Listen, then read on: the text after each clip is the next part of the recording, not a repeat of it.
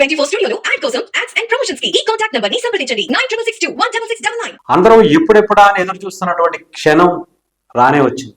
ముఖ్యంగా పవన్ కళ్యాణ్ గారు గెలుపు ఎలా ఉండదో చూడాలనుకున్నాం, చూసాం. ఆయన తర్వాత ప్రమాణ స్వీకారం, మంత్రిగా ప్రమాణ స్వీకారం చేయటాన్ని చూడాలి, అదొక బాహుబలి రేంజ్ లో ఉంటది అనుకున్నాం. అది కూడా ఆ కళ కూడా నెరవేరింది. అయితే ఇంకొక అద్భుతమైనటువంటి క్షణాలు చాలా మంది ఎదురు చూస్తున్నటువంటి, కొన్ని కోట్ల మంది ఎదురు చూస్తున్నటువంటి క్షణం అది. అసెంబ్లీలో పవన్ కళ్యాణ్ గారి ఎంట్రీ, అసెంబ్లీలో పవన్ కళ్యాణ్ గారు మాట్లాడే మాటలు, అసెంబ్లీలో పవన్ కళ్యాణ్ గారు చేయబోయే ప్రమాణ స్వీకారోత్సవం. ఎమ్మెల్యేగా అసెంబ్లీలో అడుగు పెట్టిన తర్వాత ఎవరైతే అసెంబ్లీలోకి గేటు కూడా తాకనివ్వను అని చెప్పి కొంతమంది కొన్ని కుక్కల్లా మురిగి, అవన్నిటికీ సమాధానంగా ఆ గేట్లు తెరిచి రెడ్ కార్పెట్ తో పవన్ కళ్యాణ్ గారి ఎంట్రీ ఉండబోతుంది. ఒక ఉప ముఖ్యమంత్రిగా, డిప్యూటీ సీఎంగా ఆంధ్రప్రదేశ్ అంటే మొట్టమొదటిసారి ఎమ్మెల్యేగా గెలిచినటువంటి పవన్ కళ్యాణ్ గారి ఎంట్రీ కొన్ని కోట్ల మంది కలగా, కొన్ని కోట్ల మంది గుండె చప్పుడుగా నిలవబడటానికి పవన్ కళ్యాణ్ గారి ఎంట్రీ కోసం చాలా మంది ఎదురు చూస్తున్నారు. ఆ క్షణాలు ముఖ్యంగా అమరావతి అసెంబ్లీలో ఈసారి పవన్ కళ్యాణ్ గారి ఎంట్రీ ఉండబోతుంది. ఈ నెల 17వ తారీఖు నుంచి 4 రోజుల పాటు అసెంబ్లీ సమావేశాలు జరగనున్నట్టుగా తెలుస్తుంది. మొదటి రోజు ఎమ్మెల్యేల ప్రమాణ స్వీకారం జరుగుతుంది, అనంతరం స్పీకర్ ఎన్నిక జరుగుతుంది. అలాగే ల్యాండ్ టైటిల్ యాక్ట్ ఉపసంహరణ తీసుకోవటం, దానికి సంబంధించి కొన్ని అంశాలు చర్చకు వచ్చే విధంగా కూడా ఆ 4 రోజుల్లో తీసుకున్నట్టుగా తెలుస్తుంది. ఏదేమైనా సరే పవన్ కళ్యాణ్ గారు ఏం మాట్లాడతారు, ల్యాండ్ టైటిల్ యాక్ట్ గురించి ఆయన చెప్పబోయేటువంటి విషయాలు ఏంటి, అలాగే అన్నిటికన్నా అందరూ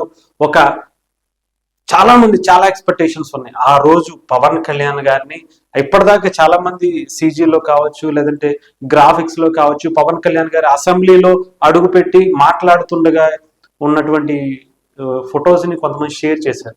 ఇది నిజం కాబోతుంది. ఈసారి అందరూ రెడీగా ఉండండి. ఈ నెల 17వ తారీఖుకి ఒక అసెంబ్లీ సమావేశాల్లో పవన్ కళ్యాణ్ గారు మొట్టమొదటిసారిగా అసెంబ్లీలోకి అడుగు పెడుతున్నటువంటి ఆ క్షణాల కోసం, అసెంబ్లీలో ప్రమాణ స్వీకారం చూడటానికి ఎమ్మెల్యేగా ముఖ్యంగా పవన్ కళ్యాణ్ నేను అని చెప్పి అసెంబ్లీలో అడుగుపెట్టి ప్రమాణ స్వీకారం చేయబోతున్నటువంటి ఆ అద్భుతమైనటువంటి క్షణాలని మరొక్కసారి చూడటానికి మొన్న జరిగినటువంటి ప్రమాణ స్వీకారం కాకుండా దానికి మించి ఉండేలాగా, ఎందుకంటే చాలా మంది, ఇందాక నేను చెప్పాను కదా, కొన్ని కుక్కలు చాలా ఇబ్బందికరమైనటువంటి పరిస్థితులు మాట్లాడాయి.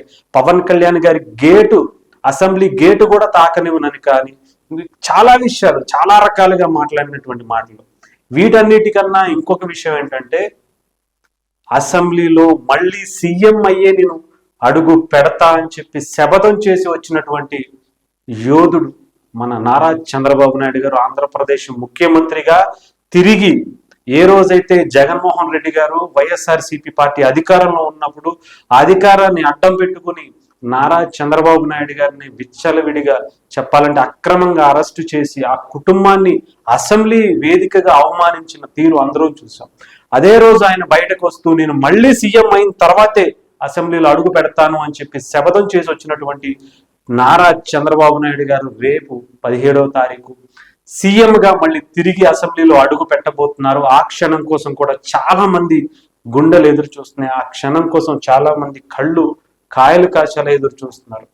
మొన్న జరుగుతున్నటువంటి ప్రమాణ స్వీకారోత్సవానికే నిజంగా ఆయన నారా చంద్రబాబు నాయుడు గారు నేను ఆంధ్రప్రదేశ్ ముఖ్యమంత్రిగా ప్రమాణ స్వీకారం చేస్తున్నా అని చెప్పి ఆయన చెప్పినప్పుడు అక్కడ ఉన్నటువంటి అసలు సౌండ్ మామూలుగా రాలేదు. ముఖ్యంగా ఎంతో మంది భావోద్వేగానికి లోనయ్యారు. అలాంటి క్షణాలు మళ్ళీ తిరిగి ఆయన అసెంబ్లీలో సీఎంగా అడుగు పెట్టడాన్ని మనం చూడబోతున్నాం.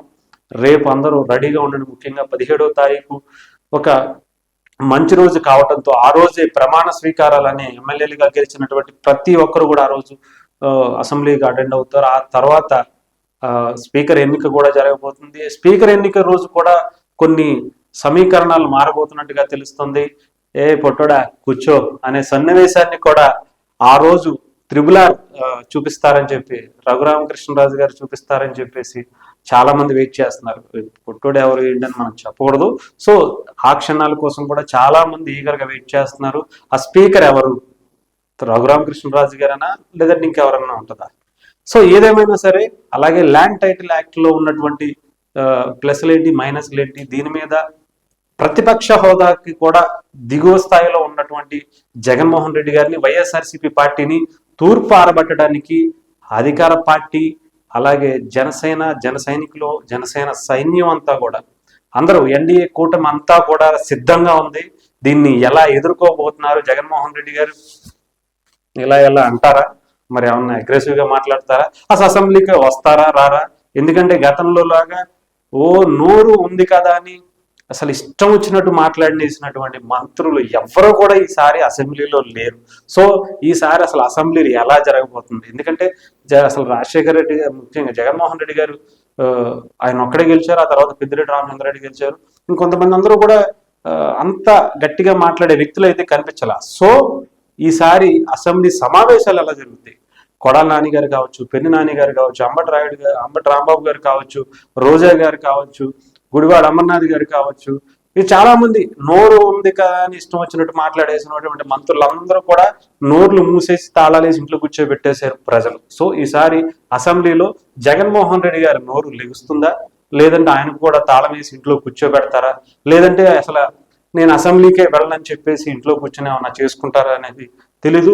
సో ఏదేమైనా సరే 17వ తారీఖు కోసం అందరూ వెయిట్ చేస్తున్నారు. పక్క పవన్ కళ్యాణ్ గారు అసెంబ్లీ ఎంట్రీ, అలాగే నారా చంద్రబాబు నాయుడు గారు సీఎం గా తిరిగి ఆ అసెంబ్లీలో అంటే ఎంట్రీ ఇవ్వబోతున్నారు. అలాగే రఘురామకృష్ణరాజు గారు స్పీకర్ గా ఎన్నికవుతారా అనేది కూడా చాలా మంది వెయిట్ చేస్తున్నారు. సో ఒక అద్భుతమైనటువంటి క్షణాలు, కొంతమంది నోర్లు మూపించే క్షణాలు కూడా రేపు 17వ తారీఖు నుంచి మనం చూడబోతున్నాం అనుకోవచ్చు. ఈ జనసేన వుడెన్ మెమెంటో కోసం ఇప్పుడే ఈ వాట్సాప్ నంబర్ కి కాంటాక్ట్ చేయండి.